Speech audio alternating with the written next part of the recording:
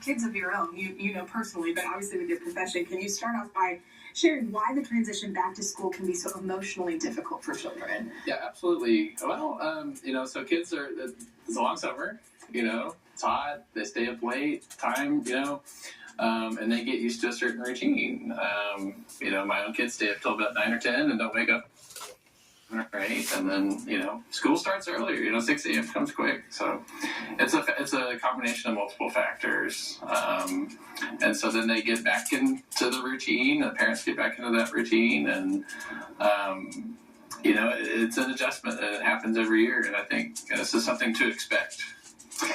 What social pressures come with the return to class, and how can that impact kids?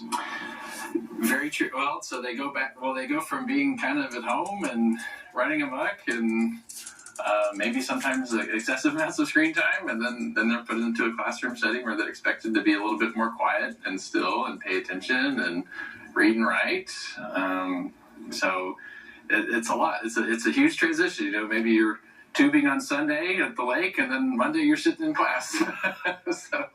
Yeah, there's all that. Your time is not your own anymore. I guess as a student, there's probably that psychology a little bit too, plus separation from parents that has to play into it too, I imagine. Absolutely, separation from families, especially for younger kids going to pre-K or kindergarten. Yeah. New environment for sure. Yeah, parents like yourself know how important it is for the physical health of our children to get good sleep, but how can changes to sleep schedules after summer break affect a child's mental health?